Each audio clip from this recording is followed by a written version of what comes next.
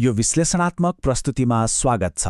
आज हामी एउटा एकदमै महत्त्वपूर्ण तर अलिकति जटिल विषयमा कुरा गर्दैछौँ, नेपालका अवकाश कोषहरू र यिनीहरूसँग जोडिएका नियमहरू।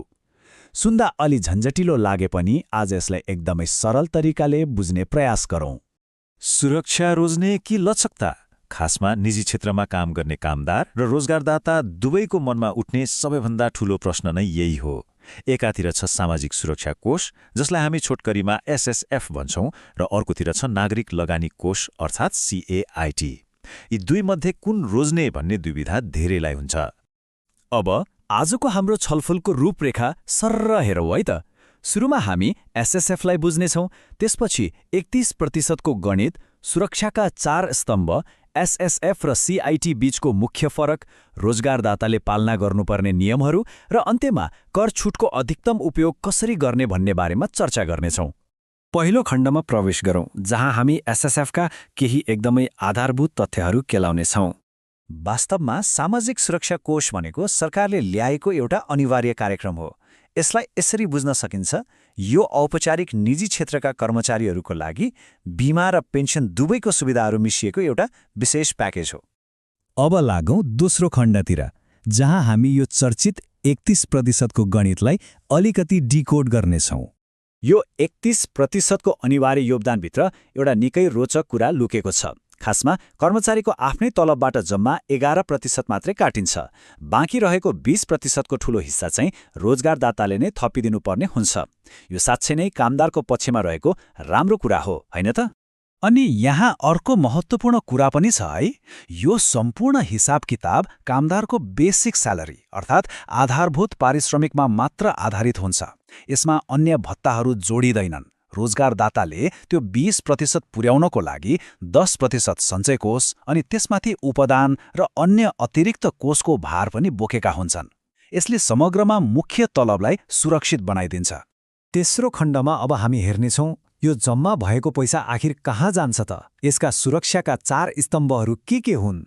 अघि हामीले कुरा गरेको 31% मध्ये सबैभन्दा ठूलो हिस्सा अर्थात् 28.33% सिधै वृद्धावस्थाको पेन्सन योजनाको लागि छुट्याइन्छ। यसको मतलब भविष्यको लागि यो रकम पूर्ण रूपमा सुरक्षित रहन्छ। पेन्सन बाहेक पनि यसमा अरू धेरै फाइदाहरू छन्। यो एउटा बलियो बिमा जस्तै हो। यसले वार्षिक 1 लाख रुपियाँसम्मको औषधि उपचार र कार्यस्थलमा हुने दुर्घटनाको 100% खर्च बेहोर्छ। यति मात्र कहाँ हो र, यदि कुनै अप्रिय घटना भइहाल्यो भने आश्रित परिवारलाई आजीवन पेन्सन र 25,000 रुपियाँसम्मको काजक्रिया खर्च पनि उपलब्ध गराउँछ। अब लागौँ चौथो खण्डतर्फ, जुन सायद धेरैको चासोको विषय हुन सक्छ, एसएसएफ र सीआईटी बीचको ठूलो तुलना। यी दुई बीचको सबैभन्दा ठूलो भिन्नता यिनीहरूको प्रकृतिमै छ। एकातिर एसएसएफ छ, जुन अनिवार्य हो र यसले पूर्ण रूपमा सुरक्षामा ध्यान दिन्छ। यसको मतलब 60 वर्ष उमेर नपुगेसम्म पेन्सनको रकम झिक्न मिल्दैन। तर अर्कोतिर सीआईटी ऐच्छिक हो। यसले बचत र लचकतामा बढी जोड दिन्छ, जसले गर्दा जागिर छोड्ने बित्तिकै आफ्नो रकम सजिलै झिक्न सकिन्छ। यहाँ बुझ्नुपर्ने मुख्य कुरा नै सुरक्षा कि लचकता भन्ने हो। यी दुवै कोषले आफ्नै तरिकाले काम गर्छन्। यदि कोही औपचारिक क्षेत्रमा काम गर्दैछ र उसलाई भविष्यको बलिलो सुरक्षा चाहिएको छ भने एसएसएफ एकदमै उपयुक्त हुन्छ।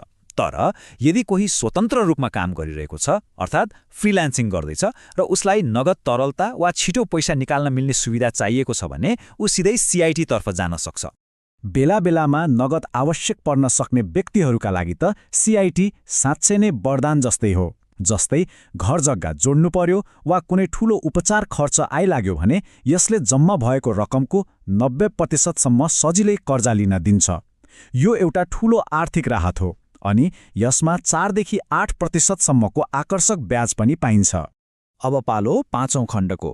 यहाँ हामी रोजगारदाताहरूले कानुनी दायरामा रहन के कस्ता नियमहरू पालना गर्नुपर्छ भन्ने बारेमा कुरा गर्नेछौँ। रोजगारदाताहरूले कानुनी झमेला र कारबाहीबाट बस्नको लागि एउटा एकदमै कडा समय तालिका पालना गर्नै पर्ने हुन्छ। सुरुवात हुन्छ एसएसएफ पोर्टलमा कम्पनी दर्ता गरेर। त्यसपछि कुनै पनि नयाँ कर्मचारीलाई 3 महिनाभित्र सूचीकृत गरिसक्नुपर्छ।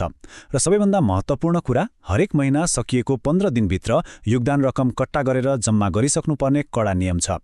यदि यी प्रशासनिक कामहरूमा अलिकति पनि लापरवाही भयो भने यसले गम्भीर वित्तीय सङ्कट निम्त्याउन सक्छ। नियम उल्लङ्घन गर्दा संलग्न रकम बराबरकै जरिवाना लाग्न सक्छ अनि समयमै रकम जम्मा नगरेको खण्डमा 10% ब्याज सहितको जरिवाना तिर्नुपर्ने कानुनी व्यवस्था छ। त्यसैले यसमा एकदमै ध्यान दिन जरुरी छ।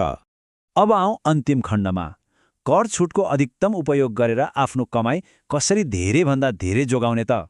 करको भारी बोझबाट बच्न यी कोषहरूले गजबको कानुनी सुविधा दिएका छन्। यी दुवै प्रणालीले संयुक्त रूपमा अधिकतम 5 लाख रुपियाँसम्म वा करयोग्य आयको 1/3 यी दुईमध्ये जुन कम हुन्छ त्यसमा सिधै कर छुट दिन्छन्। आफ्नो मेहनतको कमाई जोगाउने यो भन्दा राम्रो तरिका अरू के होला र? यसबाहेक एसएसएफमा आबद्ध कामदारहरूका लागि त झन् एउटा विशेष फाइदा छ। उनीहरूले तिर्नुपर्ने सुरुको 1% सामाजिक सुरक्षा कर पूर्ण रूपमा मिनाहा हुन्छ। यस्तो गजबको सुविधा सीआईटी वा अन्य कोषमा सहभागी हुनेहरूले भने पाउँदैनन्। अब अन्त्यमा एउटा महत्त्वपूर्ण प्रश्न उठ्छ। कामदारको दीर्घकालीन सुरक्षा र तत्काल आवश्यक पर्न सक्ने लचकता, यी दुवै कुरालाई कुन रणनीतिले राम्रोसँग सन्तुलनमा राख्न सक्छ त? यो एउटा यस्तो प्रश्न हो जसले हामी सबैलाई सोच्न बाध्य बनाउँछ। यसको एउटै मात्र उत्तर छैन।